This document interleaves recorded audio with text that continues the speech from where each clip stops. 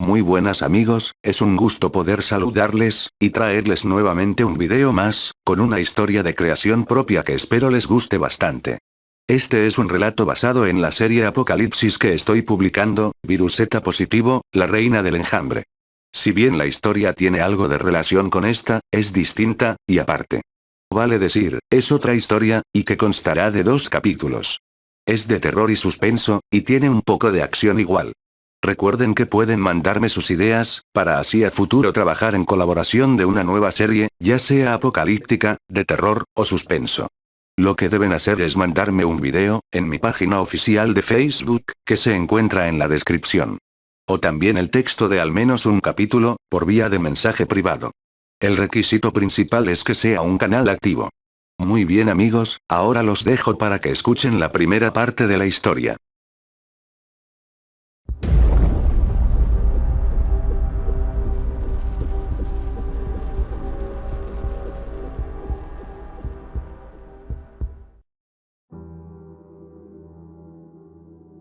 El alma del diablo. Estados Unidos. Primera parte. Normalmente, ante la aparición de un cataclismo, se va anunciando en distintos medios desde la forma más simple o fría, hasta la más amarillista con tal de vender. Pero cuando aquello no acontece, está de más decir lo que suele ser inusual. Tal vez por motivos de intereses particulares, políticos, u otras razones desconocidas. El atentado terrorista a las Torres Gemelas del 2001, y otro que hubo hace poco también en Manhattan, en una zona cercana al Central Park, por otra organización proveniente de Afganistán, incluyendo uno que otro huracán que arrasaba con varias viviendas, negocios, y personas al sur de los Estados Unidos, creaban una atmósfera insostenible e irrespirable. Sobre todo las costumbres de extravagancia. Recuerdo que cuando niño, una vez mi abuelo me contó sobre su experiencia como soldado en la guerra de Vietnam, y de toda la crudeza que existe en un conflicto bélico, sin querer impresionarme ni mostrarse ante mí, como un maldito héroe. Mi hermano y yo, solíamos burlarnos de uno de nuestros vecinos, grotesco, patán, bravucón, y abusador. Si tal parecía que disfrutaba ser un energúmeno, y con un coeficiente intelectual que no superaba los 80 puntos. De esos que no usan la cabeza, más que para ponerse una estúpida gorra de béisbol. Era hijo de un abogado de este condado, y se hacía llamar patéticamente Black Ranger, como el personaje negro de la serie, los Power Rangers. Por otro lado estaba su prima Daphne, diferente a él en actitud, aunque no demasiado tampoco. Poseedora de una belleza y altanería poderosamente atrayente para alguien que sueña con una chica como ella. De esas que se visten, se arreglan y se maquillan, para gustarle a todos los hombres que quiera, y también a los que no quiere. A Ranger lo conocimos hace unos 4 años de forma inevitable desde que se mudó a nuestra colonia, y para colmo también en la universidad donde buscábamos no saludarlo, cosa que le fue ardiendo su orgullo hasta gatillar su ridícula rabia de niño carente de atención, que juega a la matonería barata, y al verme con mi hermano cruzando la calle nos detuvo. ¿Qué les pasa, par de ñoños que no me saludan, o es que me tienen miedo? Interrogó tratando de imponer inútilmente un respeto que ni de un maldito perro callejero se ha ganado. Mi hermano Richie y yo, nos hicimos a un lado como quien evade un papel de desperdicio empujado por el viento. A raíz de esta impertinencia suya, las hostilidades quedaron más que declaradas. No te tenemos miedo. Es solo que no nos agradas. No queremos juntarnos contigo. Tú con tus amigotes, golpean a chicos introvertidos que no saben defenderse, o que hacen ante imbéciles como ustedes. Yo a los únicos que les doy en la madre, son a los personajes de mis videojuegos de pelea. Tenemos diversiones distintas. Le aseguré para luego darle la espalda y caminar con una calma y un silencio seco al final que intuí que lo descolocó. Todo esto, mientras iba al lado de Rich por la banqueta. Esto pareció irritar más a Ranger que nos siguió. Sin embargo, eso me despreocupaba. ¿Qué podría hacernos el hijo de un abogado? Nada, en lo absoluto, pensé. No intentes mostrar tenacidad conmigo, Nathaniel Capelletti. Vociferó al alejarse buscando amedrentar, cosa que no le resultó al menos en mi caso. Rich tiene un carácter más pasivo que yo. Pero su perfil bajo, no lo aleja de riesgos similares a los míos. Al volver a la universidad y pasar por frente de su casa, Rich hacía sonar la campanilla de la puerta. De ahí salió Mateo, el perro pastor alemán que como era de suponerse, corrió hecho un loco, y con su comprensible alegría sin control de animal, hacia el portón de fierro donde nos hallábamos. Esa mascota que mis padres decidieron traer con el pretexto de cuidar la casa. Ese perro fiel que puede ser tu amigo, pidiendo solo a cambio comida, un poco de agua, y con el tiempo declararse un experto en hacer cagadas como romper con sus afilados dientes las ropas que mi madre pone a secar en el patio trasero. Era su manera de decirnos, aquí estoy. Existo al igual que ustedes. La víspera del 14 de mayo del 2012, donde me alistaba a salir al encuentro con mis amigos del barrio, me llevé una sorpresa al ver una multitud aglutinada frente al enrejado metálico de la casa de Ranger. Unos pastizales perfectamente podados ocultaban a medias su chalet. Estaba situado en el fondo de un enorme jardín colorido, y con estatuas de seres mitológicos griegos. La esposa del comisario se había vuelto loca, y estaba encaramada sobre el tejado, negándose a bajar. Pues daba la impresión que eso de querer llamar la atención de modo tan estúpido venía desde su hijo Ranger, hasta esa señora que ni un maldito psiquiatra la tomaría en serio. Estaba exagerando, pero así fue como lo sentí en ese instante. Por temor al escándalo, la familia Montgomery había cerrado tan herméticamente por los alrededores de la vivienda que, a la apariencia de abandono que ya ofrecía de por sí el lugar, se agregaba el halo trágico que amenazaba lo poco de cordura que le restaba a la señora demente. Los Montgomery son una familia numerosa.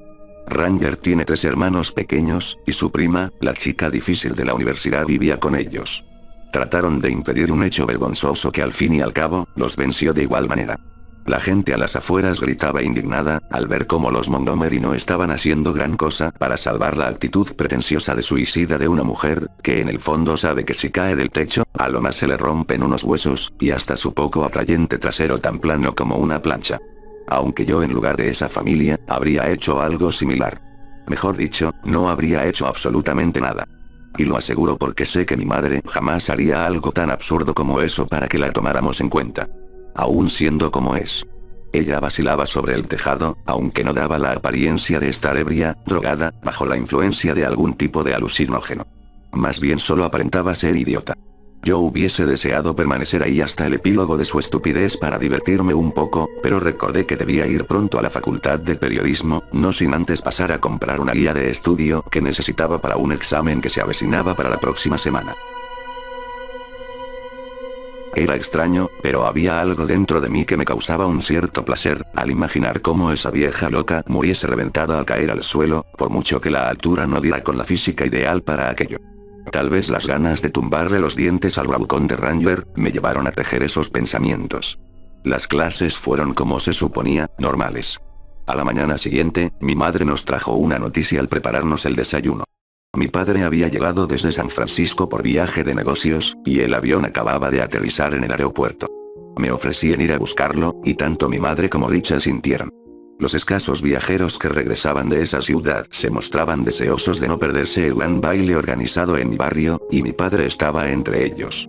Hasta entonces el espectáculo que brindaban las chicas bailarinas con sus suculentos trajes, inundaban de estímulos a los varones, y de cierta envidia o de celos en varias mujeres presentes al evento. Y mi madre estaba lejos de no ser la excepción. Cuando llegó la noche esperada, la gente estaba muy excitada en ánimos. Repeticiones de las bailarinas más o menos públicas, con un tentador desequilibrio moral entre nosotros los hombres. El acontecimiento fue igual financiado por arcas estatales. Pero lo más atrayente del programa, iba a desarrollarse a medida que transcurría la noche. De acuerdo a las costumbres de esa fiesta, se encendían unas luces encandilando gran parte del centro y del escenario. Pero eso no era todo, ya que también debían prenderse al unísono las luces de las casas cercanas al evento, y a la vez los faroles de la calle. Los Montgomery, a pesar de su fingida ausencia, no podían negarse a iluminar su casa, en absurda razón de importancia social. Algo un tanto escalofriante de esta gran casa, que en su pasado guarda un crimen, sobre cuyo techo se paseaba el alma de un espíritu. Una historia con rasgos parecidos se contaba sobre el puente de un navío desmantelado en San Francisco. O el caso de una mujer fantasma rondando por el Central Park, con cabellos flotantes o suspendidos en el aire, y que una intensa brisa hacía flamear. Con una voz suave y gutural, de una mansedumbre y que ocasionaba una fría presión en el pecho, que ponía la carne de gallina. Siempre me intrigó la identidad de esa misteriosa difunta. Los bomberos de la colonia, por ser voluntarios, se ocupaban durante el día de otras cosas, y no de los aparatos extintores. Eran el lechero, el panadero, el carnicero, y hasta el estudiante. Todos estos incluían en sus tareas sus marchas a apagar los incendios si es que estos no se extinguían por sí solos. Desde la época de la movilización siempre se formaban misteriosas milicias de patrullaje, y en estos últimos años luego de los atentados que asustaban a la población, se realizan constantes rondas nocturnas. Al fin llegaron los valientes, y se abrieron paso por entre la multitud. Una mujer con vestido rojo ajustado a sus curvas, un escote provocativo y sexy, mostrando su blanca y deliciosa piel se adelantó. Era la esposa de un empresario exitoso en la bolsa de Wall Street, y otras maniobras en su habilidad de hacer negocios. Dueño de compañías tecnológicas. Tenía muchas influencias en el mercado. El sujeto era asquerosamente rico. Y con todo eso, prácticamente era el adversario de Ronald Montgomery, padre del soquete de Ranger. El millonario se apiadó de forma humillante de la loca de la esposa de su rival. Intente usted reducirla por las buenas, dijo el capitán de cuerpo de bomberos. La pobrecita sufre tanto en esta casa, donde hasta le pegan. Más aún, si es el temor a que la despidan, a encontrarse con el cruel destino de quedar desamparada, sin ningún hombre a quien siquiera mostrarle el escote, y el poco trasero que tiene para vaciarle los bolsillos. Eso pensaba yo. No lo pensaba, lo presagiaba. Dígale que en mi casa la aceptaré, y le doblaré el salario, propuso el empresario, dejando escapar una leve sonrisa que pretendió hacernos quedar a todos como simples números en vez de personas. Los mismos números que explota pagándoles lo menos posible, y que él ante el público les llama colaboradores. Esta ruidosa y un tanto burlona caridad no conmovió a nadie, ni menos al señor Montgomery. La buena señora les aburría. En lo que pensaban todos, incluyéndome, era en la captura de la loca. Unos 8 bomberos se fueron con dirección al chalet, y comenzaron a escalar las paredes. Pero apenas uno de ellos pudo llegar a aproximarse al tejado, la multitud comenzó a chillar, como los niños en el cine de una película de Disney. O de un grupo de preadolescentes viendo un video de porno barato por primera vez. Y con esa reacción histérica de la gente, lo que ocasionaron fue prevenir a la mujer que se movió asustada a otro lado del techo. «Cállense», ordenó a gritos la esposa del señor Montgomery, sin otro resultado que multiplicar otras voces alzadas de, uno, allá va uno. Y allá va el otro. Palabras de la gente, tan alocadas, como la misma loca del tejado. El señor Montgomery ni se inmutaba. Daba la impresión de estar más que acostumbrado a los arranques impulsivos de su esposa. Ante este aviso, la señora se armó con tejas, y arrojó una que dio en el casco de un bombero que se iba acercando a ella, mientras que los bomberos restantes se apresuraron en descender por el enrejado. Luego yo me marché del lugar, y me fui en busca de mi hermano, o mis amigos por si los veía, pero no hallé a nadie en especial. De mis padres yo presentía que estarían ocupados en sus asuntos personales, y de las únicas cosas que me pude percatar, fue de los propietarios de locales de tiro al blanco, los carruseles, y casetas de juegos, expresarse disconformes con la escasa clientela durante una noche en que la recaudación debió haber sido cuantiosa. Los más curiosos se apretujaban al borde del césped del jardín para presenciar la cacería de la demente. La mujer profería insultos y disparates que hasta he olvidado, con esa bizarra melancolía profunda y resignada que imprime a la voz la certeza de que se tiene la estúpida razón. La gente visualizando el pobre show de la dama con más morbo que conmoción. Debe ser imaginable la angustia del matrimonio Montgomery, dentro de su hogar, rodeado por la algarabía y la iluminación. Hasta que ocurrió lo impensado para mi escepticismo sobre el amor de pareja. El señor Montgomery se fue encaramando sobre un pilar de concreto a un costado de las rejas, y una vez arriba, improvisó un discurso acerca de la cobardía de los dueños de la casa, reconociendo algo de culpabilidad en ello. No amaba a su esposa, pero descubrí que la quería a su manera. Con esto le aplaudieron bastante. Creyendo que los aplausos eran para ella, la desquiciada saludó. Tenía varias tejas en cada mano, y las iba arrojando a cada casco de bombero que veía asomarse. Hablaba con un acento extrahumano, y daba las gracias porque al fin era comprendida en su vergonzoso numerito de atraer fama de poca monta. Yo la comparaba con una joven capitana de la marina con carácter más de feminazi que de estricta, aunque esa no es la similitud, pero la hallaba parecida en su locura extrema por perder la cordura, y que la hubiese transportado a quedar solitaria, en su nave naufragar en medio del océano. La multitud comenzó a dispersarse, algo hastiada. Tal vez porque en el fondo deseaban ver sangre, como cuando se amontonan para tener mejor visión cuando ocurre un accidente de coche, o un atropello. Creo que desde los derrumbes de las Torres Gemelas, que la gente ha perdido capacidad de asombro. Todo eso ha ido cambiando a asombrarse por cosas banales y sin sentido. Mis padres aparecieron de repente ante mi presencia. Quise permanecer con papá, mientras que mamá, para saciar su sed de sobresaltos que experimentó, ubicó a mi hermano Rich, y lo llevó al tobogán instalado por los dos hombres que se encargaron de armar todo el aparataje del evento. Me agradaba que mi corazón palpitase en mi pecho con violencia, y una deliciosa irregularidad. Como una profunda poesía de Neruda bajo una intensa lluvia, y ver cómo resbalan las gotas por la ventana de mi cuarto, y seduciendo a la vez mi estado melancólico. Al estar a unos cuantos pasos de la entrada del tobogán, volví a ver a mi madre que se me acercó. Ella me toma de las mejillas con sus manos frías debido a la noche, y me exclama: Nathaniel, qué pálido estás. Yo me puse a observar a mi madre con más detenimiento. Lo atribuí a las luces de bengala que le intenté explicar. Le supuse que aquello le daría a mi semblante una tonalidad un tanto amarillenta. Su preocupación tan súbita me estaba incomodando. De cualquier modo, no creo que esto le impresione demasiado a nuestro hijo. Enfatizó mi padre con un aire de seguridad tal, que en realidad fueron sus dichos recientes los que me consternaron. Sin embargo, tenía razón. Pero qué insensible eres, Alejandro. Exclamó mi madre, y luego prosiguió. No eres capaz de mirar cualquier cosa, siempre y cuando sean, por ejemplo, los pechos de esa rubia oxigenada, y cazafortunas que tiene por esposa el señor Wagner. Lo que menos quiero ahora, después de la penosa escena de la señora Montgomery en el techo, es otra tuya de celos, querida. Replicó mi padre, ahora más intranquilo. Más allá de lo alterada que se empezaba a evidenciar mi madre, estaba seguro igual que sus palabras apuntaban a que yo no me marchase, aunque ella ignoraba en su postura maternal, qué fastidio me ocasionó todo lo sucedido durante la noche. Tal vez mi padre pasaba por lo mismo que yo, al ver la expresión de cansancio en su rostro. Un par de horas avanzaron, y donde el público se fue reduciendo a una veintena aproximada. Yo me alejé de mis padres. Oímos la música de diversos instrumentos, que tocaban lo que era conocido como la marcha de las antorchas. Algunas de ellas alcanzaron a alumbrar al unísono a la loca, y a la manera en cómo encandilaban su rostro. En ese preciso momento, ella agita las manos en ridícula señal de despedida, quizá creyendo la venida del fin del mundo, o simplemente que los bomberos la fueran a atrapar, se arrojó del techo, atravesando con el peso de su delgado cuerpo la escuálida marquesina quebrando vidrios, con una increíble caída, y acabó por estrellarse contra un montón de grandes piedras apiladas. Hasta ahí procuré suponer que de haberse golpeado su cabeza llena de mierda que tenía por cerebro, podría ya estar muerta. Supuse que era lo último que podía soportar. Pero cuando oí a la gente gritar, todavía vive, algo extraño me comenzó a suceder.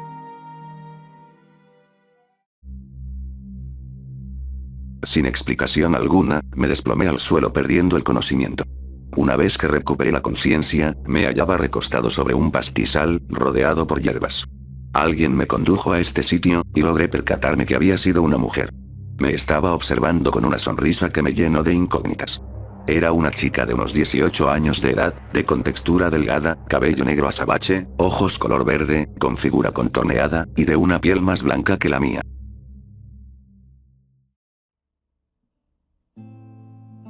Era realmente hermosa. Tranquilo. Te desmayaste, y como toda la gente estaba pendiente de la loca que se lanzó del techo, con mi hermano te vimos tirado en el piso, y decidimos traerte hasta este lugar. Nos costó un poco porque pesas bastante. Me dijo con un tono de voz tan sutil y suave, que acarició mis oídos. Seduciendo tal vez sin quererlo de su parte, o sin darse cuenta mis sentidos. Gracias. No sé qué fue lo que me pasó en ese instante. Jamás había experimentado antes una situación idéntica a esta. Debo regresar a ubicar a mis padres y mi hermano. No les contaré nada de esto. Repuse, mientras me iba levantando. La chica me reflejó en su mirar, no poner reparos. Yo no deseaba tampoco conocer a su hermano, mas solo necesitaba volver a casa. Hasta que ella se despidió de mí sin darme su nombre, ni yo preguntárselo. Era linda, incluso lo suficientemente sensual como para que cualquier sujeto veinteañero como yo, o un simple viejo pervertido anhelara poseerla. Pero tener novia no figuraba dentro de mis objetivos. Quería terminar la universidad primero, y tal vez más adelante, conozca a una mujer que llene el vacío que dejó Cándida, mi ex amiga con derecho, al morir asesinada por un lunático suelto. De regreso, creí ver detrás de los altos y gruesos enrejados de la casa de los Montgomery, una silueta blancuzca. El espectro de la que tanto hablan los más supersticiosos de la colonia. Fue lo que pensé. Pero cuando me puse a observar más detenidamente, me di cuenta que aquello no era más que la aparición de Braulio, el primo del pelafustán de Ranger, que andaba con su ridículo gorro de dormir paseándose como león enjaulado por el patio de su casa. Era una década mayor que yo, y se veía angustiado, y hasta con aire languidecido. Y es que no era para menos. Su marquesina destruida, sus tejas, el bello césped que tanto dinero le costó gastar en arreglos, sus gradas de piedra cubiertas en sangre. Su prestigio abatido. Si insisto en este episodio de mi vida, es porque intenta dar a comprender mejor que cualquier otro, el extraño período de los atentados terroristas, y la manera en cómo, la poesía de las cosas comunes, se apoderaba de mis emociones. Me pregunto quién será la chica de hace un rato. Nunca antes la había visto en toda la colonia. Murmuraba mientras me hacía paso entre la repentina neblina, que se posó desde el cielo, y dificultaba un tanto mi visión de emprender mi retorno a casa.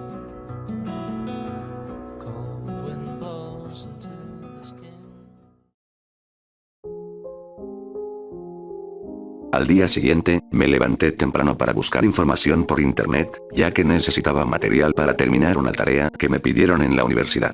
Seguía sin dilucidar la causa de mi repentino desmayo. Postergué el desayuno por ese rato, me senté frente a mi computadora, que como siempre la tenía saturada de juegos que a decir verdad, acababa por darme cuenta recién que eran estúpidos, y que llenaban de basura la memoria del disco duro, aparte de las más de 500 fotos con mi ex amiga con derecho, que nunca las veía. Mi trabajo de estudio consistía en recopilar fuentes confiables sobre el misterioso caso de las desapariciones de personas, donde ya se hablaba de secuestros masivos por un grupo de dementes, pero no de locos cualquiera, sino que de esos que están organizados. Y con todo esto, yo estaba comenzando a sospechar que si los lunáticos que estaban detrás de esta basura, no podían ser ningunos idiotas si nadie los ha descubierto, y aunque se dé el caso hipotético que fueran, serían mandados por un gran idiota, pero de esos peligrosos.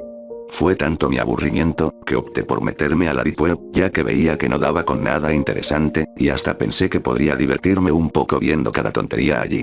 Luego me dio por ponerme a buscar en el navegador, y hallé el link de una página, y cuando la abrí, me apareció una pantalla en negro, con unas letras rojas que tenían una tipografía de terror.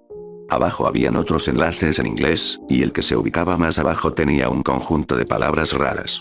No significaba nada, más bien, solo se apreciaban un montón de letras que formaban una larga palabra, mezclada con números, incoherentes y sin sentido. Sin embargo, mi curiosidad, mejor dicho, mi maldita curiosidad me tentó a abrir ese extraño enlace, que para disgusto mío me mandó a otra ventana emergente. Juro que hasta besaría a la vieja loca de anoche, por tener un internet más decente. Murmuré esbozando una leve sonrisa, mientras cargaba la página. Luego de que la página terminase de cargar, vi una serie de cosas que me llamaron la atención. Más palabras en inglés, y con la misma tipografía patética que intenta ser terrorífica, y de película de terror cliché. Pero más que aquello, unas imágenes en blanco y negro de lo que aparentaban ser instalaciones de una base militar secreta o algo así. Y a un costado izquierdo, la fotografía antigua de un niño como de 8 años de edad, con una marca de agua que era un curioso símbolo. Al extremo derecho de la pantalla, se podía leer el nombre de una persona. Por un segundo supuse que se trataría del dueño del sitio, pero después me percaté que no. El nombre de ese sujeto era Juan José Marchant. Médico y científico, experto en bioquímica que realizó labores de genética y estudios sobre neurología en la planta llamada Organics. Recinto que se ubica en la ciudad de Los Ángeles. No comprendía qué tenía que ver este científico con lo que andaba buscando para mi tarea de la universidad. No obstante, decidí abrir el enlace. Y ahí lo vi. El nombre de ese tipo. Y debajo, un largo texto que supuse que él lo habría publicado. En realidad esta parte de la página tenía una apariencia más oscura, y acompañada de imágenes tétricas, como gente desnuda amontonada, y muerta formando una montaña de cadáveres, y videos que dicen que tienen mensajes subliminales. Fue en ese instante en que creí que todo esto no sería más que la creación de un niñato adolescente creyéndose el malote, o más ridículo aún, el diablo, y queriendo asustar al primer pendejo que cayera en su mentira. Como los que se tragan toda esa mierda de la Deep Web, y la red profunda. No creía en los supuestos niveles de la Deep Web, pero sí en el nivel Dios de la estupidez humana. De ahí fui bajando con el ratón del mouse, y me puse a leer el curioso post de aquel hombre.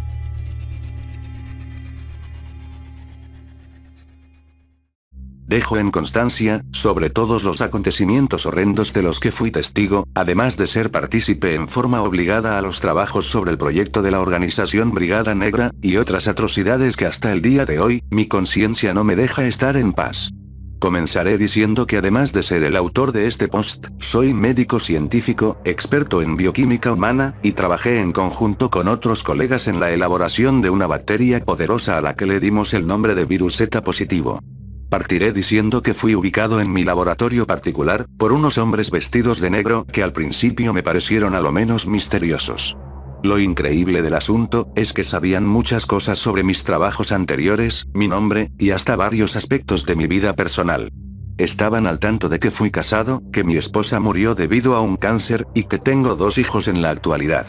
Además me hablaron brevemente de lo que su líder, un señor de apellido Fischer, tenía en mente, y que por cierto les describiré más adelante de la clase de ser despreciable que es. Lo cierto es que me llevaron a una de sus bases secretas en Nuevo México para una reunión con otros académicos en la materia, y me ofrecieron 2 cosas. Una era participar en la creación del virus antes mencionado, y una importante suma de dinero muy difícil de rechazar. Mejor dicho, demasiado fácil de aceptar cuando la otra alternativa era el asesinato de mis hijos, ya que me dijeron que los buscarían por cada rincón del país, en el caso de no querer colaborarles con el proyecto. Me sentí entre la espada y la pared, y por una medida desesperada a que no les hicieran daño, me vi obligado a prestarles mis servicios. Luego fui conducido por 6 militares armados en un extenso pasillo, hasta dar con la oficina del sujeto que estaba a cargo. De ahí entré, y lo conocí. El general Fischer, de procedencia alemana, y nieto de un ex soldado nazi en la Segunda Guerra Mundial. Debo reconocer que el tipo reflejaba un nivel de maldad indescriptible, y a la vez intimidante. Me comunicó sobre sus planes, y que estaba reuniendo el personal adecuado para cada labor, y la tecnología para aquello. El primer paso consistía en el invento de una nueva enfermedad de tipo neurológica, y al mismo tiempo que fuese contagiosa por medio de la sangre. El objetivo era ir propagando la patología por todos los estados posibles. Incluso logrando eso en algunos casos, se les desarrollaría una enzima especial, aún así sin saber si traería algún beneficio, o no. En verdad yo no comprendía el porqué de eso que me estaba pidiendo, pero me lo fue aclarando su propuesta al rato, y en el instante en que me explicó el segundo paso. Como la organización no contaba todavía con más espías de los que trabajaban para ellos, se requería esperar un tiempo para que hubiesen la cantidad de infectados más o menos numerosa para actuar. Y cuando digo actuar, me refiero a los secuestros que tanto han alarmado a la población. A pesar que yo le aclaré con antelación de que las probabilidades de que esa enzima se desarrollase en todas las personas eran muy bajas, y que se traducían en un porcentaje bastante menor. Aún así y todo, el general Fischer insistió en el tema de secuestrar gente. Porque esas enzimas, serían para que yo la mezclara con la nueva bacteria que me estaba pidiendo, además de otro componente químico que nos pudiese servir para tener ya acabado el virus por completo. Al pasar los meses, fui creando la bacteria, y donde además de una forma que todavía no logro explicar, se hicieron constantes sobornos a empresas grandes de alimentos, para que nos permitieran infectar sus productos en cada región. Y como era de suponerse, de toda la cantidad de secuestrados que traían a la base, solo un 10% de ellos tenían la enzima requerida en su organismo. Esto nos dificultó más el proceso, y los avances se fueron dando más lentos de lo esperado. Al comienzo creí que a los rehenes solo bastaba con extraerles las enzimas, pero por desgracia me equivoqué. Puesto que la tercera etapa del proyecto es la más aberrante, horrible, e inhumana que pueda existir. Y es aquí donde entro a dar ciertas descripciones de las sorprendentes aberraciones cometidas por mis colegas, y debo reconocerlo por mí mismo, en algunas en las que colaboré, y de otras que fui testigo. Por órdenes del general Fischer, nos vimos en la tarea de someter a los secuestrados a crueles y dolorosos experimentos, para probar tanto su resistencia, como sus capacidades físicas y orgánicas, con un fin del cual ninguno de nosotros entendía bien, pero que solo el jefe máximo tenía proyectado. Y fue así como a cada uno de los rehenes, donde anoté a los que eran portadores de la enzima, y luego me trajeron al laboratorio al primer hombre que someteríamos a experimentar, y que les nombraré como sujeto de prueba número 1. Se veía muy asustado, y les suplicaba inútilmente a los soldados su liberación, ya que uno de ellos, y expresando una sonrisa maliciosa lo golpeó con la culata de su arma en la cabeza, haciéndolo perder el conocimiento. Después lo acostamos en una camilla, y lo terminé de adormecer con un sedante. Apliqué bisturí para extraerle la enzima, y con la ayuda de 2 colegas, bajamos el generador molecular, donde nos pusimos a realizarle las pruebas de resistencia. Empezamos por hacerles descargas eléctricas, y de a poco fuimos aumentando en amperes, y en voltaje. El sujeto de prueba se retorcía de dolor, pero al final quedamos impresionados con lo que estábamos descubriendo. Resistió casi por un cuarto de hora, todos los golpes eléctricos que matarían a un hombre adulto en menos de un minuto. Pues, sin duda había algo en su organismo que lo hacía más fuerte de lo normal. Y estaba seguro que eso se debía a la enzima que portaba. No obstante, el sujeto de prueba número 1 acabó por fallecer por otro experimento posterior que se le hizo con fuego. Pasaron largas semanas, y nuestro líder ya no se conformaba con mandarnos a hacerles experimentos a gente adulta portadora de la enzima, sino que también con los secuestrados que no la portaban. Más que estudios, daban la impresión de ser meras torturas donde muchos de los rehenes morían al final. Y como ya se nos estaban agotando todos ellos, uno que otro soldado igual fue víctima de horribles experimentos, como descargas eléctricas, golpes de rayos gamma, inyecciones con jeringas infectadas con otras bacterias, y letales. 2 de esos soldados fueron encerrados en cámaras, privándolos de comida, agua, y hasta oxígeno. Cada 8 horas, se les producía insoportables dolores de cabeza, a través de un gas tóxico que se les rociaba por dentro de la cámara. Uno de ellos enloqueció, y cuando pedí desesperado a que al menos a ese hombre lo liberasen, lo encontramos muerto. Pues, aquel sujeto se suicidó chocando su cabeza contra una pared. Al otro lo dejaron en libertad, pero más tarde fue asesinado por el mismo general Fischer. Según el motivo que me dio, fue que ya no le servía. Incluso otros sujetos de prueba fueron expuestos a radiación nuclear. Pero lo peor estaba por venir más adelante. En el tiempo en que seguía trabajando con el proyecto, se continuó averiguando sobre la cantidad de gente infectada con el microbio artificial, se podría decir, que yo hice antes, y se procedió a seguir con los secuestros, y luego a realizar los experimentos tanto con mujeres, ancianos, y niños. El chico que aparece en la foto es el primer menor de edad con el que se sometió a crueles pruebas físicas, dando obviamente el resultado de su fallecimiento. Todo bajo los mandatos del general Fischer, quien de forma constante participaba como espectador de todas las atrocidades cometidas contra esos pobres infantes, proyectando un sadismo y un grado de crueldad inconmensurable. Tanto así que se le veía disfrutar con cada persona puesta a experimentos, y hasta ordenó la captura de más pequeños. Y yo en verdad, me estaba arrepintiendo de todo lo que había hecho. Pero él no. Nunca mostró ningún grado de arrepentimiento en nada de lo que ordenaba. Sinceramente, ese sujeto me daba cada vez más asco. No le importaba la vida de nadie, ni la de sus propios soldados, ni siquiera pensaba en mujeres, ancianos, y niños con los que ordenaba a experimentar. Todo esto ocurría, mientras que aún mezclando la enzima con la bacteria creada, no podíamos hacer que el virus fuera más potente, como la organización tenía planeado. Y de tanto buscar el componente químico ideal, nunca se dio con aquello. Hasta que llegó el día en que un grupo de hombres me ordenaron a participar en los crueles experimentos con niños, y en ese caso, me acordé que tenía ética profesional, ya que me rehusé categóricamente. Por ningún motivo quise colaborar en actos tan deleznables como esos. Se trataban de niños, y jamás me prestaría para experimentar con ellos. Debido a mi rechazo, fui encarcelado junto con los secuestrados que quedaban vivos, no sin antes recibir una paliza por 2 soldados. Durante los días que estuve en esa celda, conocí a un joven con el que hicimos una sincera amistad. A tal punto que organizamos una escapada, y logramos felizmente nuestro objetivo.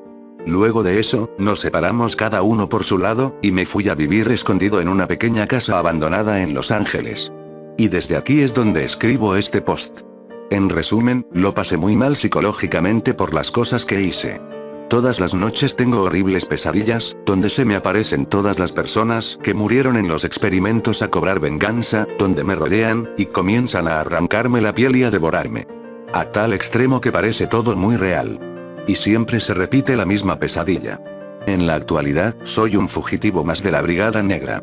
Sé que solo es cosa de tiempo para que me encuentren, y me hagan las mismas cosas bestiales que a los que secuestran. Pero debo reconocer con el dolor en mi corazón que todo esto me lo busqué. Sé que pronto moriré, y me lo merezco. Solo escribo este post en una página de la red profunda para alertar a quien lo lea. Y si en una de esas, mis hijos están leyendo este texto, les pido perdón por haberlos abandonado, y no saben lo arrepentido que estoy por el daño que hice a tanta gente inocente. Estoy consciente de mis errores, y de lo mal padre que fui, y es muy probable que jamás me perdonen. Solo quiero que sepan que siempre los amé, y que puedan sobrevivir a algo que yo mismo creé. Es por esa razón también que di mi nombre en este escrito. Para que sepan que soy yo. Y aunque nunca me lo crean, siempre pensé en ustedes. Finalizo este post, poniendo sobre alerta, y esperando mi muerte segura dentro de poco, que es lo que me corresponde. El proyecto llamado Virus Z positivo sigue estando inconcluso. Con respecto al señor Fischer, lo único que puedo decir es que es como el diablo. Mejor dicho, es el alma del diablo.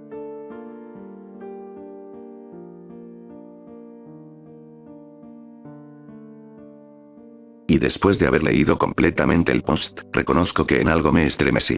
Mas no quise seguir pensando en eso, y apagué la computadora. Varios días habían transcurrido desde que sufrí ese desmayo, donde esa chica me auxilió al llevarme con su hermano, según ella me dijo en esa ocasión, y desde que leí ese texto extraño que encontré en un sitio de la red profunda.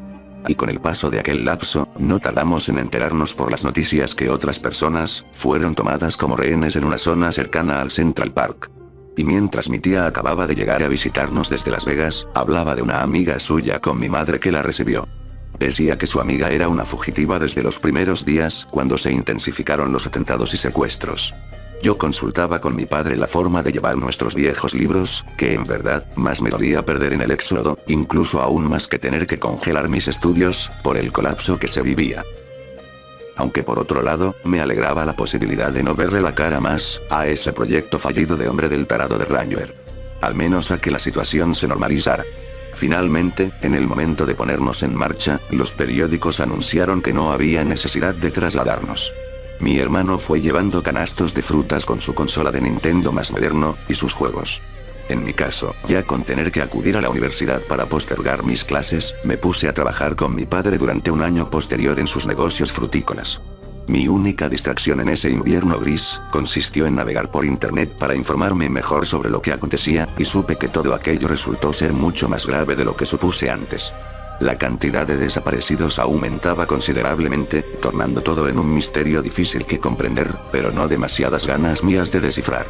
Jamás me levanté tarde al menos los sábados de cada semana, pero llegó la primavera, y mis primeras calaveradas la alegraron.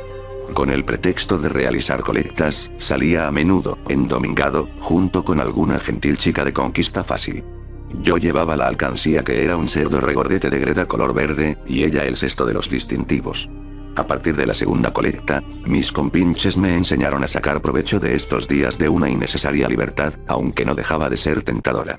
Y yo, sin tonto ni perezoso, no perdía oportunidad de arrojarme en brazos de otras chicas que a pesar de pertenecer a familias conservadoras, y hasta de manera estúpida, no le hacían ningún asco a los placeres canales, cuando se les convence bonitamente con palabras cursis. Desde entonces nos afanamos en recolectar la mayor cantidad de dinero posible, para irnos por la tarde, después vendía los productos que mi padre me encargaba, y recibía en su empresa pequeña a los proveedores para la elaboración de repostería. En una de esas ocasiones, conseguí un amigo nuevo. Tenía una hermana, quien me causaba más que un agrado acompañar. Nunca antes había topado con un chico tan tímido. Ni mi hermano, que prefería encerrarse en su cuarto jugando sus videojuegos, era de personalidad tan limitada. Era un buen amigo, de esos que se llegan incluso hasta admirar por su nivel de inteligencia, a pesar de su introversión, no tenía drama alguno en mostrar desplante al brindarme interesantes charlas, en una madurez tan oculta como mis intenciones lujuriosas con su hermana. Nos considerábamos los únicos capaces de comprender las cosas y, sobre todo, los únicos dignos del amor y la pasión de las mujeres. Pese a ser menor que yo, digo de tener unos 16 años, el chico se sentía muy convencido de ser hombre. Concurría a una escuela a 5 cuadras de su casa, y yo pensaba en retornar mi carrera de periodismo el próximo año. De esta manera, estaríamos bastante tiempo juntos, y como no aprobó el curso tuvo que tomar lecciones particulares.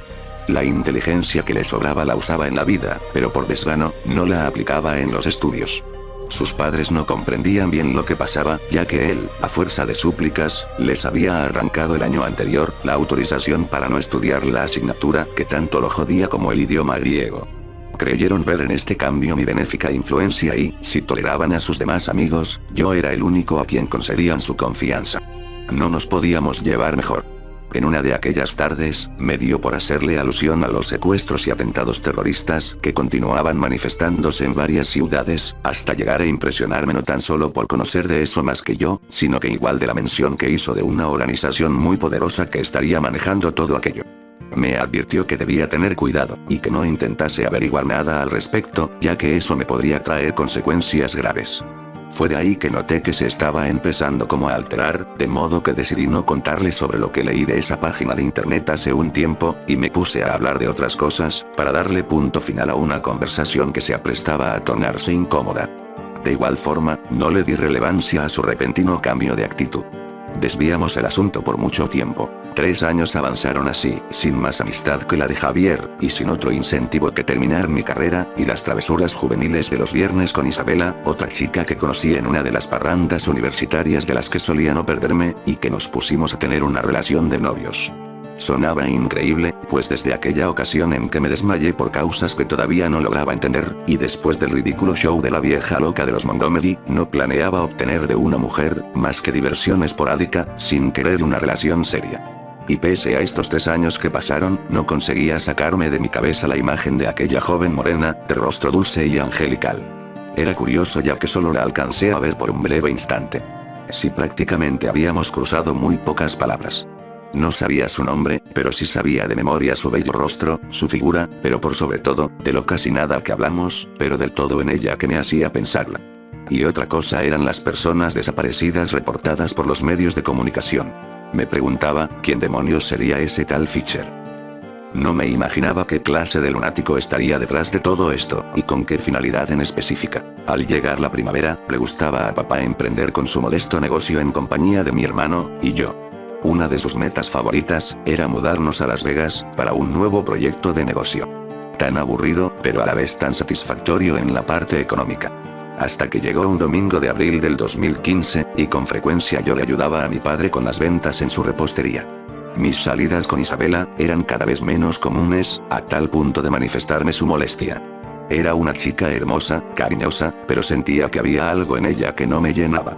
Pero curiosamente, sus reclamos fueron parando de manera repentina. Como que ya no le importaba demasiado que nos comunicáramos por Facebook, donde me pedía que repletara su perfil con canciones de baladas, y con imágenes de corazoncitos, rosas con frases de poesía barata, y toda esa payasada. Ni siquiera para escribirle un estúpido te amo por mensaje privado. Yo estaba ese año preparándome para el examen de título en la universidad, pero tuve unos días libres para viajar con mi padre rumbo a San Francisco, por unos negocios pendientes. Las revisiones en los equipajes de los pasajeros eran más exhaustivas, y rondaban militares alrededor del aeropuerto debido al incremento de atentados y secuestros. De igual forma, viajamos sin problemas hasta que aterrizamos en la localidad que él quería. Luego de almorzar, me llevó por unas calles donde daríamos con una casa que supuse que sería la de sus socios, y me dijo que nos encontraríamos con gente agradable, la familia Larson. Eso me hizo sentir curiosamente calmado, ya que yo tenía referencia de ellos por haber escuchado el nombre de su hija, Selena. Una chica que tendría más o menos mi edad, pero que no la conocía en persona. Nunca la había visto, y no tenía más información sobre ella, que su afición a la pintura. Cierta vez oí a mis padres hablar de un señor Larson, que una vez vino a mi casa, trayendo una carpeta atestada de obras de su hija. Su esposa fue una de las tantas desaparecidas que ni la policía ni el FBI lograban hallar. El padre de Selena tenía el aire de bonachón, como la de todo un viejo suboficial adorado por sus tropas. ¿Pero dónde estaba Selena? Me estremecía ante la perspectiva de verla por primera vez, cuando estábamos en casa de los Larson. Pues la joven se aparecería en la próxima media hora. Dentro de poco la tendremos aquí. Nos advirtió el señor Larson, y luego prosiguió. No pudo estar lista a tiempo, pero su hermano vendrá con ella. Aún así, no pasaron ni 10 minutos, hasta que la figura de una mujer se iba aproximando hacia nosotros, donde se le adelantó un hombre y que supuse que sería el hermano de la joven de quien me hablaba.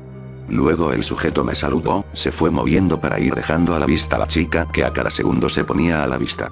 Mi asombro fue tal que no lo podía creer. Esto era inaudito, e incomprensible. La hija del señor Larson. La chica que estaba en esa casa. Era exactamente la misma que me llevó a esa plaza cuando me desmayé de forma fulminante. Era ella. Selena, es esa chica. Su cara y su bello rostro, más esos ojos penetrantes, nunca se me pudieron borrar de mi mente. Ambos, nos volvíamos a encontrar, luego de más de 3 años. Pero lo que más me llamó la atención, fue que ella no mostró ningún grado de sorpresa al verme de nuevo. ¿Será que después de ese tiempo, ella me olvidó? No. No es posible que se haya olvidado tan fácil, aunque solo la vi por un pequeño rato esa vez. Pero su hermano parece tampoco recordarme, porque me saludó como si nada. No entiendo qué demonios es lo que está sucediendo. Pensaba en mis adentros, mientras la chica caminó hacia mí, y me saludó con idéntico gesto afectuoso que su hermano. Ella se dio cuenta de lo perplejo que estaba ante la situación, y yo, para no arruinar el momento, que por cierto era más de mi padre que mío, por cuestiones de sus negocios con el señor Larson, decidí postergar la búsqueda de interrogantes que rodeaban a Selena. Sentí que era inoportuno, así que solo me bastaba esperar la oportunidad de hablar con la chica a solas. Y al parecer ella lo comprendió todo sin que yo mencionase media palabra siquiera, como adivinando mi pensamiento, ya que no profirió tampoco nada de lo ocurrido aquella ocasión, en el evento tradicional de mi barrio. De igual forma, quería ver sus pinturas, y apreciar su talento en el proceso de las mismas. Y como volviendo a adivinar lo que le iba a proponer, me prometió mostrarme sus mejores obras, aunque me aclaró que la mayoría de sus creaciones no eran más que meros pasatiempos para distraerse de las malas noticias de los atentados, de los secuestros, y por obvias razones, de todo el caos generado en el país, junto con la desaparición de su madre. Añadió que tenía otras mejores, sobre motivos de flores estilizadas, rosas negras de estilo gótico, y demás cosas relacionadas con eso. De ahí comprendí esa inclinación que tenía, al estar vestida de negro. Juzgué por mi parte en algo no conveniente estarle siendo sincero al tener que decirle que consideraba ridículo, y de romanticismo básico, eso de las flores y rosas. Pero no le quise decir nada de eso. Solo lo pensé. Luego el señor Larson nos dio permiso de salir al patio a platicar un rato, mientras que cuando iba caminando al lado de Selena, mi padre me lanzó una mirada de picardía que torpemente disimuló, como dando a entender que era mi oportunidad para engatusarla. Su hermano se quedó sentado sobre un sillón, y con Selena logramos llegar al gran jardín que había en el patio. Disculpa, ahora que te veo más detenidamente, no te encuentro muy parecida a tu madre. Ni a tu padre tampoco. Le musité esperando una respuesta a la defensiva de su parte. No eres el primero que me lo dice. Varios han repetido lo mismo que tú. Te contaré la verdad. Mi hermano y yo, llegamos hace varios años escapando de una organización terrorista que ha secuestrado una gran cantidad de gente hasta la fecha. Nuestro verdadero padre trabajó con ellos. Era un científico destacado. Sé que te sorprende volver a verme, después de haberte ayudado cuando te desmayaste en esa oportunidad.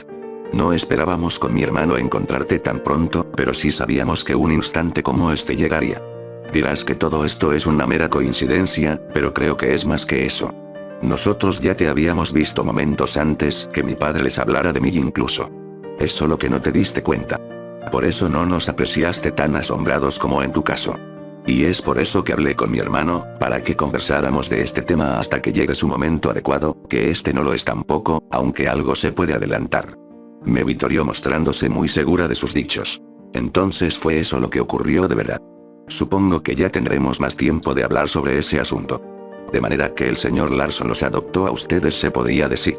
Y ya que mencionaste ser hija de un científico, y de esa organización terrorista, me recuerda a un curioso post que leí hace unos años atrás, navegando por la Deep Web. Era un sujeto que decía ser experto en bioquímica humana, donde contaba cosas escalofriantes como experimentos, torturas, y relacionaba los secuestros y los atentados con todo aquello. Le relaté mientras su semblante de serenidad fue cambiando al de asombro. ¿Cómo es que lograste obtener toda esa información? Interrogó dando señales de una evidente inquietud. Como te dije, un día me dio por meterme a navegar, y pude llegar a esa página de mera casualidad. Pensé al principio que se trataría de una farsa, o de alguien buscando darse a conocer, o de un niñato queriendo solo ocasionar miedo. Fue por eso que no le di importancia, y seguí con lo mío. Aunque parecía ser real tanto la información, como los videos y fotos que alcancé a ver allí. En una de esas imágenes, aparecía un símbolo muy raro. Le iba relatando, mientras que ella se pone de pie muy rápido.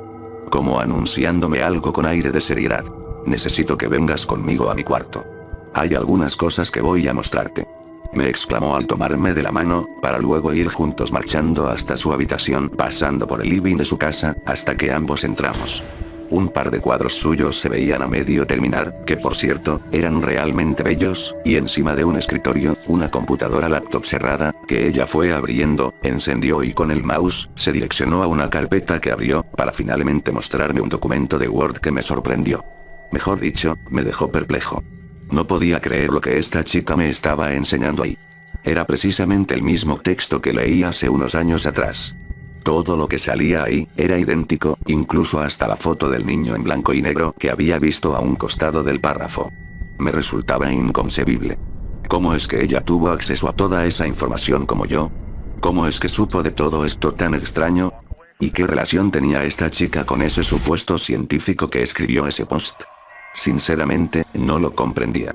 Y más confundido quedé después de haber leído el texto completo. No cabía ni una sola duda. Lo recordaba de forma perfecta. Más tarde me invitó a que nos sentásemos juntos a un borde de su cama. A pesar de la cara de intrigado que pusiste al ver el contenido de esa carpeta, y que deduje que sería la misma que me dijiste haber leído antes, preferiría explicarte con detalles sobre ese asunto en otra oportunidad. Detecto un nivel de escepticismo bastante claro en ti, y puedes suponer que se trate de una simple coincidencia, y si eres un idiota, pensarías que fui yo la que publicó ese artículo, al percatarte de que también tengo el navegador Tor, para meterme a la Deep Web. Espero que no sea lo segundo. Todo lo que sale ahí es verdad por mucho que te resistas a creerlo. Pero es mejor dejar esto hasta aquí, para proceder a cambiar el tema. No sé si te parece que hablemos de mis cuadros, mis gustos literarios, o incluso de aquella vez que con mi hermano te llevamos a esa plaza después de haberte visto desmayado. Musitó al sacar de un cajón del escritorio una carpeta con sus dibujos. Era lógico que el tema la incomodaba un tanto. Supuse que si era real lo que salía en esa página, y que esa organización existiera, tampoco se podría hacer demasiado para intentar detenerla. Más bien, de ser verídico aquello, sería virtualmente imposible que tan solo los dos lográsemos siquiera ponernos de acuerdo para frenar tan solo un poco a ese grupo de psicópatas. De manera que acepté su propuesta de cambiar el tema, y le recibí de sus manos la carpeta para ir apreciando sus bellos dibujos, bajo una mirada sonriente y dulce de ella, reflejando una cautivante satisfacción. Traté de descubrir sus preferencias literarias. Me agradó que conociese a mi escritor favorito de terror, Lovecraft, la poesía de Becker, y que le gustara también García Lorca. Me hizo saber igual que el señor Larson había concluido por aceptar sus preferencias. Selena me dijo que era por cariño de su parte, por haberla adoptado junto con su hermano. Mencionó tener un novio que le hablaba en sus cartas de los libros que leía, recomendándole algunos, y prohibiéndole otros. Le tenía verado las flores del mal. Ingratamente sorprendido de saber que estaba de novia, me regocijé, en cambio, al enterarme de que desobedecía a un sujeto con complejo de soldado, y tan imbécil como para imponerle gustos, me produjo una cierta dicha. Luego de la amarga sorpresa inicial, me felicité a mí mismo por percatarme de su estrechez de espíritu, tanto más cuanto que si a él le hubieran gustado también las flores del mal, habría temido que su futura alcoba nupcial se pareciese al título de una novela de un escritor joven que Selena me dijo admirar, que es el de la muerte de los amantes. Me pregunté enseguida qué carajo podría importarme a mí todo aquello. Su novio también le había prohibido asistir a las academias de dibujo. Yo, que nunca iba por ellas, le propuse llevarla, añadiendo que solía frecuentarlas. Pero ante el temor de que mi mentira fuera descubierta, casi le supliqué a continuación que no hablase de ello con el señor Larson, ni menos a mi padre. Le dije que él ignoraba mis escapatorias repentinas de algunas clases de la universidad para frecuentar el Gran Salón de Artes Visuales de Nueva York. No quería que pudiese figurarse que ocultaba a mis padres esas escapadas a la academia, quienes presumían que solo iba con amigos a ver mujeres desnudas, por mucho que solo fueran retratos pintados. Me atraía el hecho de compartir un secreto, aunque fuese a medias con ella. Más tarde salimos de su cuarto, crucé algunas palabras con su hermano, hasta que llegó la noche donde cenamos todos juntos en una gran mesa circular. Mi padre cerró el trato de negocios con el señor Larson, y yo debía empezar a alistarme para retornar a mi ciudad, que sería en un par de días más. Después de una conversación menos sentimental que espontánea, pensaba a mis adentros si habría podido deslumbrar en algo siquiera a Selena.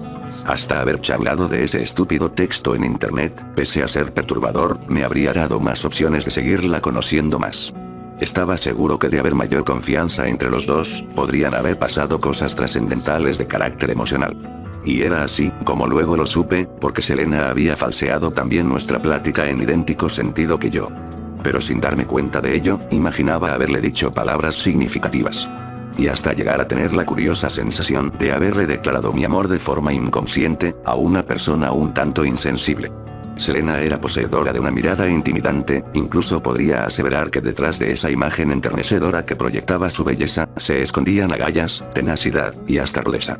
En las profundidades del espíritu, mi otro yo se congratulaba de los aguafiestas quienes eran su hermano, el señor Larson, y mi padre, que controlaron emergente arrebato de abalanzarme sobre esa morena a su cuello, y besarla, cosa que jamás llevé a cabo debido a ciertas timideces mías. A diferencia de lo que me ocurría de modo frecuente con otras chicas. Con Selena todo daba la impresión de ser distinto. Al terminar la cena, el señor Larson nos propuso a mi padre y a mí quedarnos a alojar en su gran casa esa noche, con lo que accedimos. El viaje había sido bastante agotador y largo, aunque ya sabíamos dónde quedarnos antes que nos propusieran aquello. Hasta que nos fuimos a dormir a nuestras habitaciones. A la mañana siguiente, me levanté, me di una ducha, me vestí, desayuné junto con mi padre y los Larson. Selena me invitó al patio nuevamente, y asentí. Cuando llegamos, me volvió a mostrar sus dibujos mientras charlábamos. Aquí hay otro título de un libro que le disgustaría a mi novio. La lujuria en el cuerpo. Me exclamó al mostrarme una pintura de dos amantes en pleno acto, y sonriendo con gesto de picardía. Y eso fue correspondido por mí. No obstante, opté por retomar seriedad a escasos segundos posteriores. Disculpa que me ponga insistente. Pero ¿cuándo podría ser el momento oportuno para que me cuentes sobre ese curioso texto de internet? Ciertamente, anoche me costó algo conciliar el sueño, debido a lo intrigado que me tiene todo este asunto de los secuestros. Te prometo que no diré nada a nadie de este asunto. Pero me gustaría saber más, por si lo deseas. Le manifesté, con lo que ella frunció el ceño y bajó su mirada. Me parece que no lo comprenderías. Al menos no del todo. Me repuso al continuar con la cabeza a gachas. De acuerdo. Esperaré cuando tengas la confianza de decírmelo. Asentí. Es probable que esa instancia incluso ni siquiera llegue. Con mi hermano y mi padre adoptivo, deberemos buscar otro lugar donde podamos quedarnos. Si ya secuestraron a la señora Larson, que venía desde Los Ángeles, no tardarán en encontrarnos. Tú debes hacer lo mismo con tu padre, deben irse de esta ciudad antes que pase, lo. Demonios. No. Mejor no sigo hablando. Me exclamó sin terminar su frase con aire languidecido. Esto me hizo irrumpir. ¿Antes que pase qué? Le pregunté inquieto. Olvídalo. Aunque te diga todo, no hay nada que podamos hacer. El inevitable fin de la humanidad se acerca. Y no me mires así. No estoy loca. Exclamó algo alterada. No me quieres contar, pero con eso último que dijiste me estás confundiendo cada vez más. No entiendo de qué rayos me estás hablando. ¿Cómo es eso que es el fin de la humanidad? Le expresé asombrado. Solo te puedo adelantar, que tu padre y tú, deben irse de esta ciudad lo más pronto posible. Tengo un muy mal presentimiento con todo lo que está ocurriendo. Me volvió a exclamar con una expresión en su rostro de mucha más intranquilidad. Era evidente que el tema la estaba sobresaltando más de la cuenta. De pronto, vemos aproximarse corriendo hacia nosotros a su hermano, y con semblante muy alertado. Parecía que algo muy preocupante estaba por ocasionarse. Con Selena llegamos a pasos acelerados hasta el interior de la casa, y pudimos ver al señor Larson más que asustado. Mi padre parecía no comprender del todo lo que estaba ocurriendo, mientras que el hermano de la chica se nos acercó para comunicarnos con expresión muy nerviosa en su rostro. Debemos hacer abandono de esta casa cuanto antes.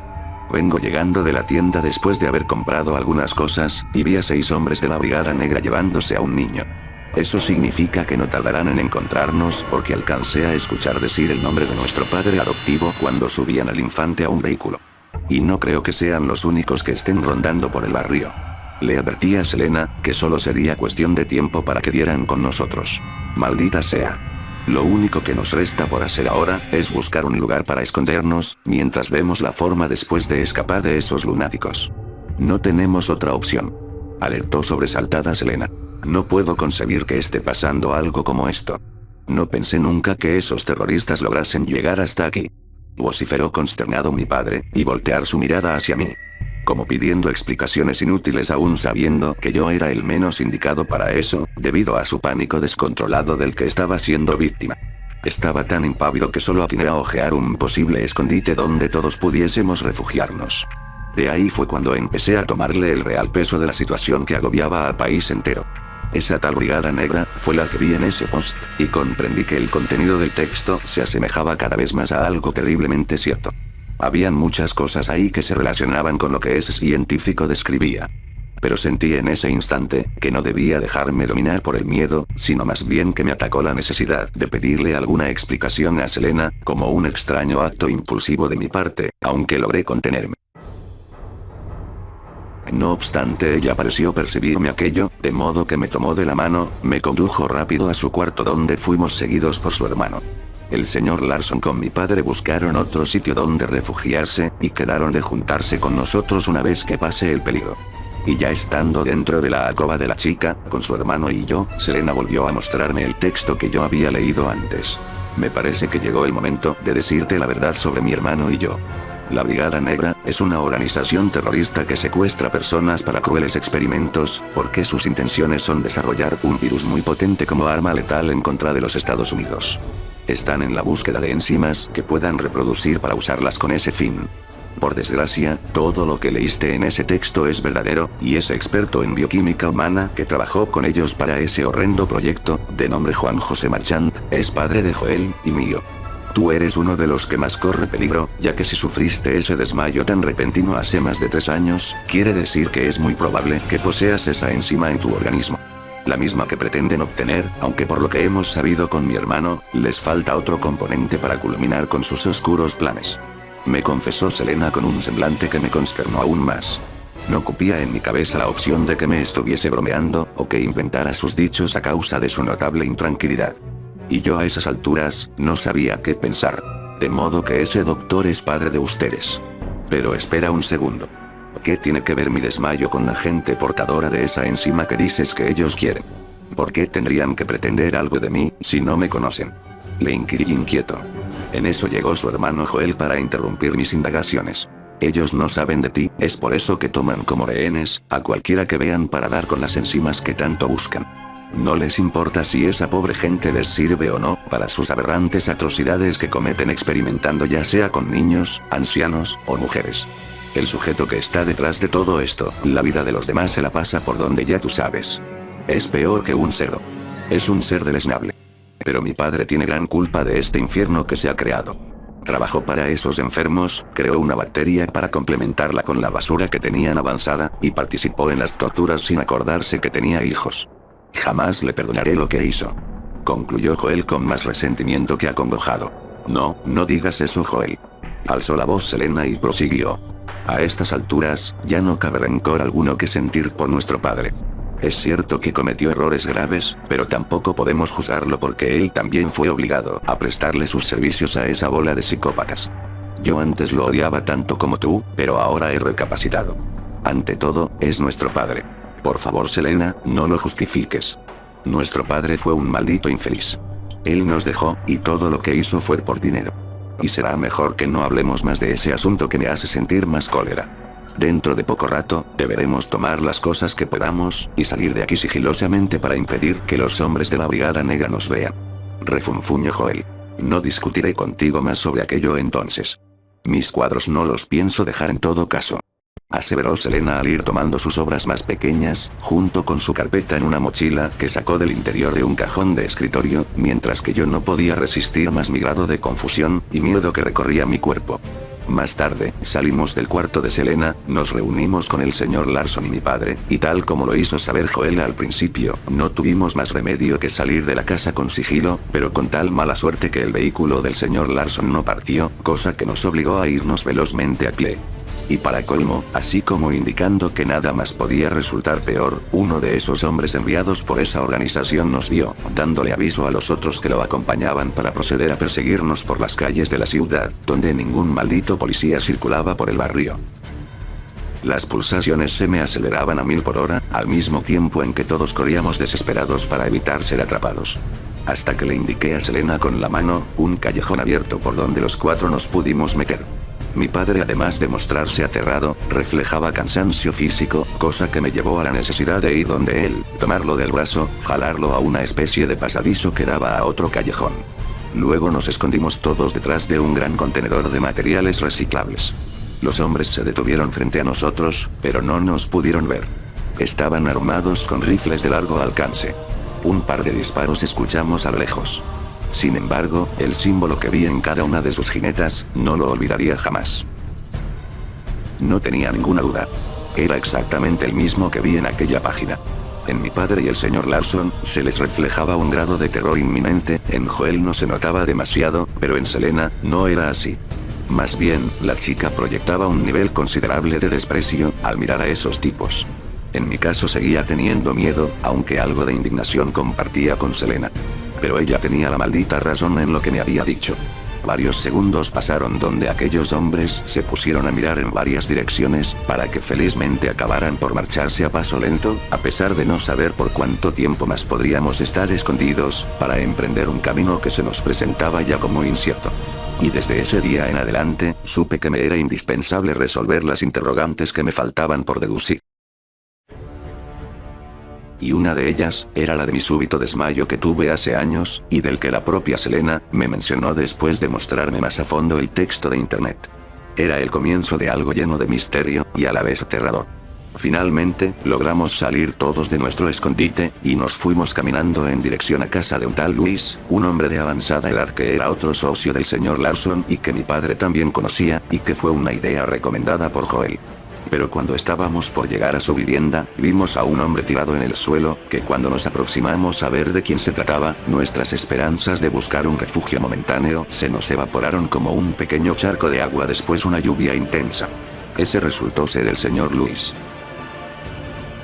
Estaba muerto, y con 2 perforaciones de bala. Una en su pecho, y la otra en su frente. A eso se debían los 2 disparos que oímos poco antes. Lo que según Joel, era la última esperanza que teníamos de zafarnos de esos criminales al menos por ese día. Y el miedo, mezclado con angustia se nos fue apoderando de nosotros, a medida que pasaba cada minuto. Los minutos más largos de mi vida. Intempestivamente, se me vino como un rayo a mi mente, mi madre y mi hermano. Necesitábamos regresar a Nueva York con suma urgencia. Y en eso aquellos pensamientos míos, fueron interrumpidos por otra balacera producida a escasos metros de nuestra ubicación. Y para nuestra desgracia, una de esas balas impactó en el corazón del señor Larson, cayendo muerto al instante, otra bala hirió en el hombro a Joel, y otro tiro que pudo haber matado a mi padre también de no haberme abalanzado sobre él, y empujarlo a tiempo para esquivar el disparo que dio en una muralla. Selena por su parte, dio un grito desgarrador de pena, y a la vez de furia, al correr donde el hombre que profirió los disparos sin pensarlo, con tanta rapidez, que la chica logró agarrarle el arma antes que éste le apuntara, para que en acto siguiente, le diera un rodillazo en la entrepierna, y un fuerte puño en el mentón. No obstante, con aquel último golpe no consiguió derribarlo, de manera que ambos se pusieron a forcejear contra una pared de concreto.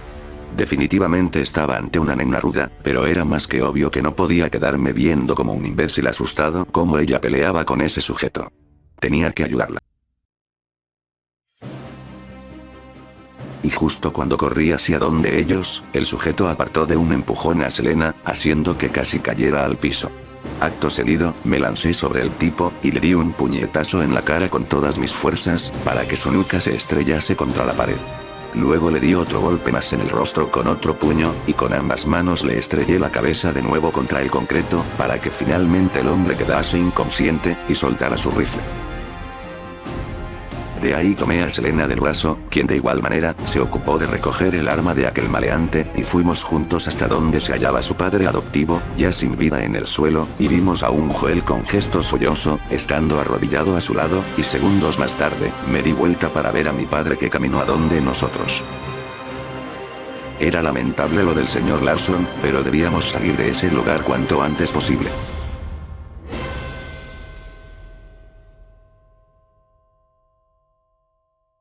No. Nuestro padre adoptivo.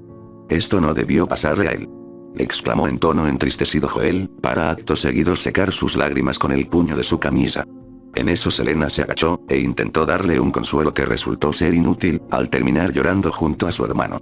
Yo en parte, me sentía algo responsable por todo lo ocurrido, al no darle la real importancia que debí con antelación, todo por mis escepticismos que en más de alguna ocasión, llegaron incluso a ser medio altaneros.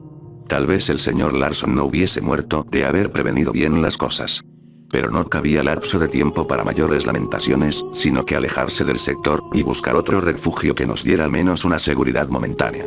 Además, necesitábamos detenerle la hemorragia que padecía Joel, puesto que su hombro no paraba de sangrar, a pesar de sugerirle a este que rompiera su camisa, y con la tela amarrada tratara de detener en algo el sangrado.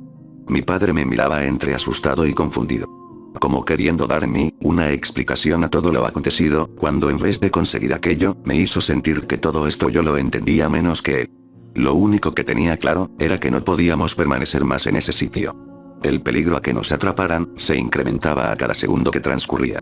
De ahí me acerqué a Selena para advertirle sobre aquello, pero ella en un arrebato me corrió el brazo con brusquedad. Ahora supongo que estás consciente de lo que pasa con la Brigada Negra. ¿O es que necesitas más pruebas para estar convencido de verdad? Solo te digo que para eso, tal vez termines muerto en el proceso. Llévate a tu padre a un escondite pronto. Yo me encargaré de mi hermano Joel. Me habló Selena en un tono tan hostil, que nunca le había percibido. Ni siquiera la había visto tan molesta cuando nos perseguían esos sujetos, ni cuando peleó con el que nos disparó. Era evidente que me estaba responsabilizando por los hechos. Y aunque en cierta medida ella exageraba, por otro lado sentí que tenía algo de razón. Nunca dimensioné la auténtica gravedad de la situación, pero ya era tarde para arrepentimientos, y también para hacer análisis. No le hables así a Nathaniel. No tiene culpa de lo que está sucediendo, porque es una de las tantas personas que ignoraban esto. Y de ninguna manera nos vamos a separar. Ayúdame a levantarme, para que salgamos todos rápido de este lugar. Irrumpió Joel en tono de regaño a Selena. Al final ella se quedó pensativa por unos segundos, y decidió hacerle caso. Y fue de ese modo que todos íbamos recorriendo las calles hasta que dimos con una tienda de frutas y verduras. Con mi padre llevábamos cargando a Joel, mientras que Selena caminaba delante de nosotros. Sin embargo, la tranquilidad no retornaría en el instante en que escuchamos otros disparos. Y cuando me di vuelta para mirar, se nos aparecen al unísono 3 de esos hombres armados que procedieron a perseguirnos por toda la calle. Yo corría junto a mi padre, al mismo tiempo en que Joel lo hacía con dificultad, tomado de su hombro tratando de tapar en algo su herida que no cesaba de sangrar, al lado de Selena.